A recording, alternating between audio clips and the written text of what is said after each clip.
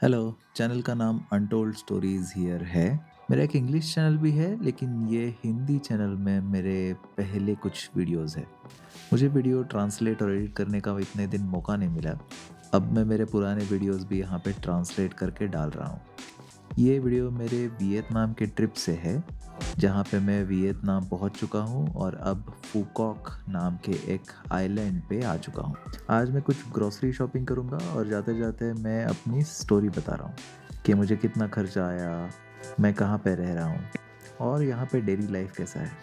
मेरे एयरबीएनबी का नाम फू माय हंग बंगलो है। इस एयरबीएनबी में मुझे किचन, मेरा हॉल, मेरा बेडरूम ये सब है। उसके साथ स्विमिंग पूल भी है।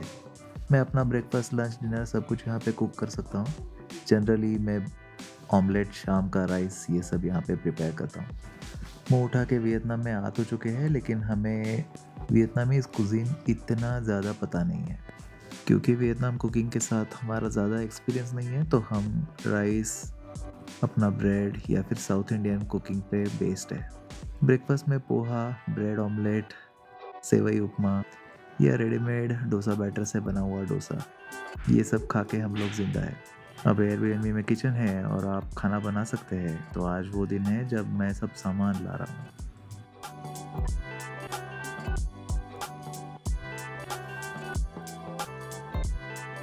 घर से निकलने से पहले मैंने लिस्ट बना ली थी कि मैं अगले 2-3 दिन क्या खा रहा हूँ और उसके लिए मुझे क्या सामान चाहिए। मैं पास के ग्रोसरी शॉप में जा रहा हूँ, तो चलते-चलते मैं आपको बताता हूँ कि अब तक ट्रिप में मैंने क्या-क्या खर्चा किया। मैंने अपना सफ़र मुंबई से स्टार्ट किया था। मुंबई इंटरनेशनल एयरपोर्ट से मैंने हो ची मिन्ह सिटी के लिए रिटर्न फ़्लाइट ली थी। 43,000 जो कि करीब-करीब $500 होते हैं, उतने में वो मुझे फ़्लाइट मिली। मेरे और मेरे पार्टनर के लिए हमने 2 सीट्स बुक की।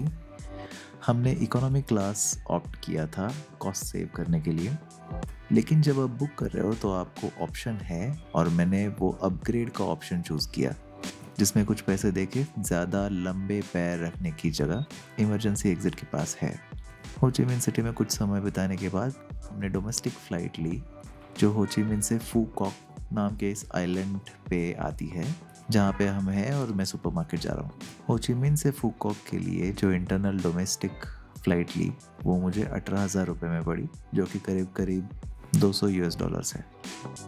वो $200 मतलब 18,000 रुपए 2 लोगों के लिए, और वो रिटर्न फ़्लाइट है, जो कि वापस हो ची मिन्ह छोड़ देगी। जो हो ची मिन्ह सिटी घूमने के लिए हमने टाइम बिताया था, उस समय हमने एक एयरबीएनबी किया, जो कि हमें 4 दिन का करना पड़ा था, जिसका भाड़ा हमने $4,000 दिया, जो करीब-करीब $45 होता है। जैसे कि हम घूम रहे थे, तो हमने अलग-अलग 4 एयरबीएनबी में स्टे किया। सेकंड जो एयरबीएनबी है, जिस आइलैंड में मैं हूँ, वहाँ पे मैं 7 दिन रुक रहा हूँ, जिसका करीब-करीब $12,000 रेंट हुआ। इसके बाद मैं दूसरा एक एयरबीएनबी करूँगा, जो कि फूकॉक के सदर्न पार्ट में है, जहाँ पे 4 दिन और रुकूँगा और वहाँ का भाड़ा $6,000 है। ये सारा कुछ बुकिंग और प्लान मैंने देश छोड़ने से पहले ही कर दिया था, जिसमें सारे एयरबीएनबी में किचन और सुविधा मैंने देख ली थी। एयरबीएनबी और international flight and domestic flight के टिकट छोड़ के और आप किस चीज़ पे खर्चा करोगे? तो मेजर खर्चा फूड में आएगा या फिर इंटरनल ट्रैवल, टैक्सीज़ एक्सेट्रा में आ जाएगा। फूड वियतनाम में चीप है, इंडिया से कंपेरेबल है, बल्कि इंडिया के जितना ही खर्चा आएगा आपको। ये आपके ऊपर है कितना खर्चा करना है, लेकिन जैसे मैं कर रहा हूँ वैसे आप कर सकते हैं कि एयरबीएनबी आपका किचन के साथ ले ले और वहाँ पे अगर आपको समय अवेलेबल है तो कुक करें। या आप बहुत घूमना चाहते हैं तो आप बाहर का खाना खा सकते हैं और टाइम बचा सकते हैं। इंटरनल ट्रैवल करने के लिए यहाँ पे आप, अगर आपके पास इंटरनेशनल ड्राइविंग लाइसेंस है तो बाइक चला ले, लेकिन इंडिया का लाइसेंस यहाँ पे नहीं चलता। मैं यहाँ पे ग्रैब टैक्सी यूज़ कर रहा हूँ।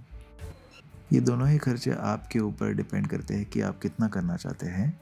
जनरली मैं कुक करता हूँ ब्रेकफास्ट, क्योंकि मैं वियतनाम की सारी डिशेस नहीं खा सकता। हम सेलेक्ट करके लंच बाहर करते हैं and then dinner generally salads या बाहर डिनर हो जाता है। बाहर खाना आपको अपने देश के जैसा सब जगह पे नहीं मिलेगा, तो आपको मेन्यूज़ देखने पड़ेंगे, आपको आपका स्टडी करना पड़ेगा प्लस अगर अवेलेबल नहीं है तो एडजस्ट करके उनका कुज़ीन आपको खाना पड़ेगा।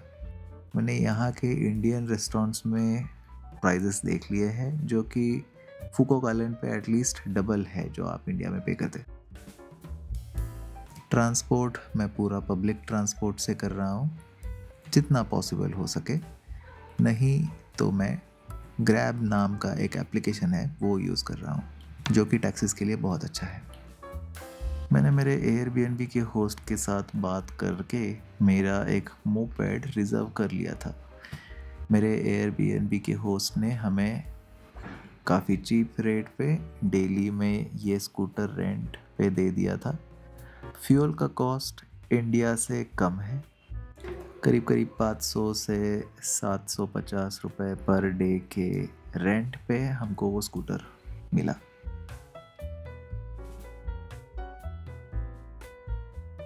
आपको मेक श्योर करना पड़ेगा आपका इंडियन ड्राइविंग लाइसेंस यहाँ पे नहीं चलेगा। मेरे पास इंटरनेशनल ड्राइविंग लाइसेंस था तो मुझे कोई प्रॉब्लम नहीं हुई। हालांकि पुलिस यहाँ इतना चेकिंग नहीं कर रही है but it's better to make sure आप किसी भी नए देश में आने के बाद उनके रेगुलेशंस प्रॉपरली फॉलो कर ले। जो स्कूटर्स आप रेंट कर रहे हैं वो स्कूटर्स का आपने अच्छे से ख्याल रखना है। आपके एयरबीएनबी होस्ट के साथ या फिर रेंट पे जहाँ से लिया है उनके साथ अच्छे से बात करें क्योंकि आप रिस्पॉन्सिबल है स्कूटर को जो भी डैमेज हो रहा है उसके लिए। अगर डैमेज होता है और आपके पास इंश्योरेंस नहीं है या आपका लाइसेंस करेक्ट नहीं है तो फिर आप भारी प्रॉब्लम में पड़ जाएंगे। बहुत ही नॉर्मल सुपरमार्केट्स अवेलेबल है, ये वाला मेरे घर के करीब पास ही था। सारे डेली नीड्स यहाँ पे अवेलेबल है। वैसे तो आप कैश लेके आए होंगे लेकिन यहाँ पे एटीएम से कैश विड्रॉ कर सकते हैं, लेकिन बेस्ट करेंसी एक्सचेंज रेट्स मिलने के लिए आप ज़रा स्टडी करके आ जाइए कि आपके कार्ड पे क्या एक्सचेंज रेट है और किस बैंक का कितना चार्जेस है। मैंने ये सब स्टडी कर लिया था। इनफैक्ट मैंने मेरे गूगल मैप्स पे लोकेशन पिन करके सेव करके रख दिए थे जहाँ से मैं मेरा कैश विड्रॉल कर लूँगा। फूकॉक आइलैंड पे ट्रैवल करने के लिए बहुत कम साधन अवेलेबल हैं, या तो आप पब्लिक ट्रांसपोर्ट, बसेस, रेगुलर कुछ राउट्स पे या तो मोपेड यूज़ कर सकते हैं। ये दो छोड़ के ग्रैब टैक्सी यही एक अवेलेबल ऑप्शन है। इस आइलैंड में लिमिटेड राउट्स पे विंड वंडर्स की बस फ्री चलती है जो कि जनरली विंड वंडर्स के थीम पार्क्स में आए हुए पैसेंजर्स के लिए ही अवेलेबल है, लेकिन आप फॉरेनर है तो आपको कोई रोकेगा नहीं। इसका शेड्यूल आप विंड वंडर्स के एप्लीकेशन पे देख सकते हैं। विंड बस नाम के एप्लीकेशन में देख के मैं विंड वंडर्स की तरफ जा रहा था। आगे क्या हुआ देखने के लिए सब्सक्राइब कर लीजिए।